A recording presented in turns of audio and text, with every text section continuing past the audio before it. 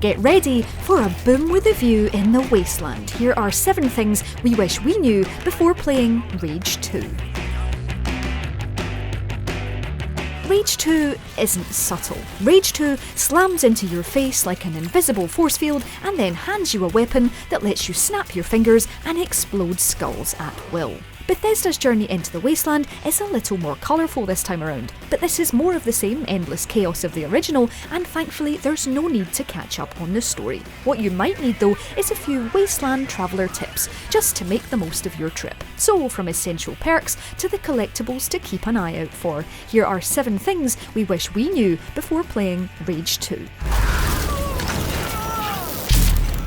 First off, it's time to talk about your best friends in Rage 2. Well, the ones that aren't bullets. Scattered across the wasteland are what's known as arcs. Hidden as giant science pods can be and full of shiny new abilities and exciting weaponry, arcs are essential for becoming a murdery superhero. It's by popping your hand in one of these holes, like an old school museum exhibit, that you'll gain nanotrite abilities like Shatter as you shove enemies away with an invisible force field, Slam, a Hulk-like ground pound that will send enemies flying like Skittles, and Vortex that, well, spirals foes into an insta-kill mini-twister. Fun. You'll also find special weaponry in some arcs, and the good news is that not only do you learn to use each ability or gun in a tutorial area, but there's always a chance to practice it when you get out, as a new swarm of enemies appear. Although, you won't stop practicing with the Firestorm revolver. Snap. Anyway, arcs pop up on the map as a big blue marker, and while some unlock as the story progresses, keeping an eye out is definitely more fun for your combat techniques. It's also worth noting that some arcs can only be found if you find enough intel in the world, so make sure you keep picking up data pads, but I'll get onto more about them in a minute.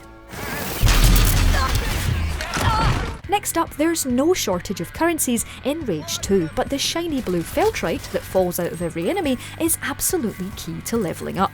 Nanotrite abilities and weaponry all need Filtrate for upgrades, so it's important to make sure that you're picking it up everywhere. It's not exactly in short supply, but there are some key ways to make sure you're maximising your Filtrate collection. First off, make sure you're up close and personal when you're taking down the goon squad and other nasties across the wasteland. This makes for easy collection, as Filtrate doesn't hang around long once it hits the ground. We'll blame science for that, but all it means is that you need to be close enough to draw it towards you with your focus skill and not miss out. Another guaranteed way of getting lots of the blue stuff is to keep opening storage containers. Most bandit camps and other points of interest on the map will tell you that there's a certain number of these loot boxes lurking around, so make sure you keep opening them for cash and Filtrate. And finally, while you'll find some hiding in walls and bizarre areas, a true jackpot haul can be pulled out of a Filtrate meteor. Your ranger will mention a meteorite if he or she catches a glimpse of one in the sky, and helpfully this then arrives on the map with a shiny blue marker. Head on over, be prepared to fight whatever or whoever also wants to get their hands on it, and focus yourself a whole lot of Filtrate. You snooze, you blues? Oh, never mind.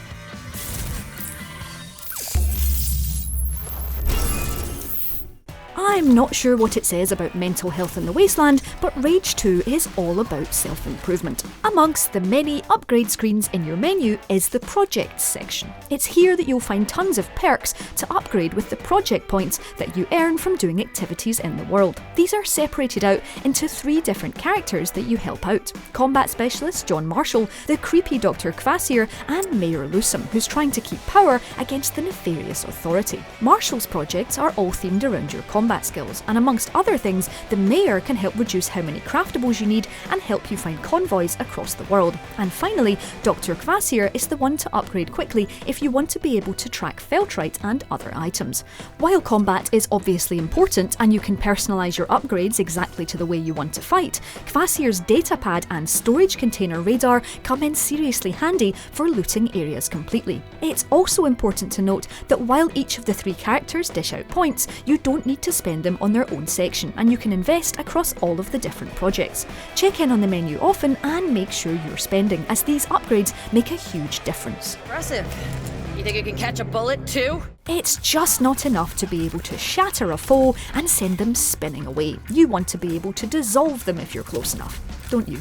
Well, the good news is that all of your nanotrite abilities and weaponry can be further upgraded with Filtrate and additional perks. Keep an eye out for nanotrite boosters in the world, which you'll find in arc chests or from vendors, and you can add extra perks to your already deadly abilities. While you use Filtrate to unlock the level of each ability, head into the perks section and you can make things even better, reduce cooldowns and increase range. To make sure you're as resistant as you can be in battle, head to the Constitution slot, where you'll find bullet reduction levels and ways to spend nanotrite boosters on additional shields and protection. Yes, these always come in handy. When it comes to your guns, your weapons menu is exactly the same. You can upgrade your arsenal with Filtrate, but you'll also need weapon core mods to equip abilities, increase reload speeds, and improve your magazine capacity. Again, you'll find these in arc chests across the wasteland or from vendors happy to exchange your precious cash for even more killables. Oh, and definitely boost the shotgun as early as possible to shoot armour off well-protected enemies. You'll thank me. When it comes to the glorious art of ending enemies, it's important to remember that speed matters in Rage 2. The faster you kill your foes, the faster your overdrive meter will fill, and you'll get to try the alternate fire modes on all of those ridiculous guns. You definitely don't want to miss this on the Firestorm revolver. Anyway, the important thing to remember here then is to make sure that you're using your abilities to the benefit of overdrive. This means constantly juggling your superpowers, making the most of a slam here or a shatter there, or just making sure that you use dash to get closer to your foes and dodge some rocket fire at the same time. Firefights get very messy very quickly, but there's nothing like launching into a brawl that looks like there's no way to win, but using every superpower at your disposal to make literal mincemeat of your enemies. It's also key to remember your focus ability so that you're always aware where your enemies are. With that grasp of your left hand, you can see your foes marked out in purple, and while they don't stay labelled up, it's good enough to know where those last few goons are hiding so that you know if you should use your overdrive to take them out or just a casual use of a shotgun. Either way, it's up to you. Ooh, ouch.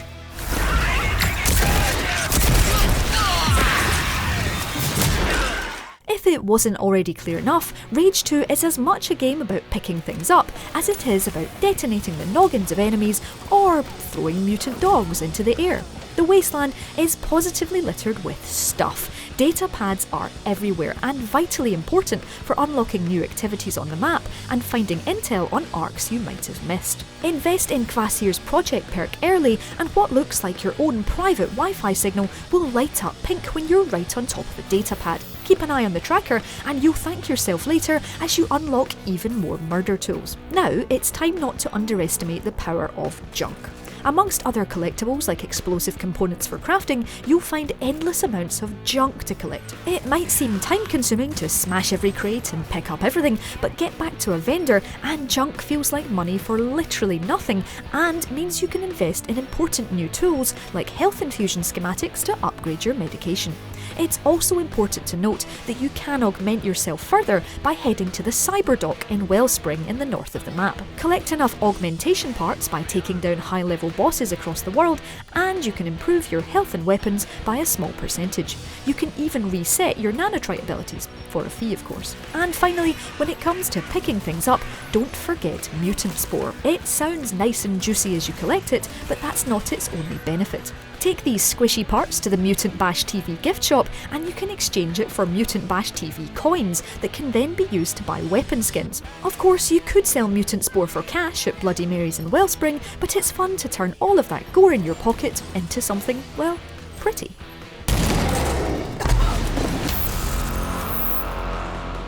And finally, last but not least, it's time to talk vehicles. The wasteland is huge, and you need a reliable way of getting across the map as fast as possible. Thankfully, your handy Phoenix vehicle is more than up to the task, but if you want to take part in convoy battles, you're going to want to level up your own private tank if you don't want to go down in flames. Auto parts are essential for upgrades in the garage menu, and you can buy these from vendors or get 5 every time you bring a new vehicle in from the outside world. Drive your new acquisition to a town across the wasteland and it will unlock in your own garage of chaos. As you progress through the campaign, you'll also find the Icarus, your own private ticket to the skies over the wasteland. Even if you can't take part in convoy combat, there's no better way to see the world of Rage 2. Take to the air, take in the view, and it makes a nice break from the land carnage.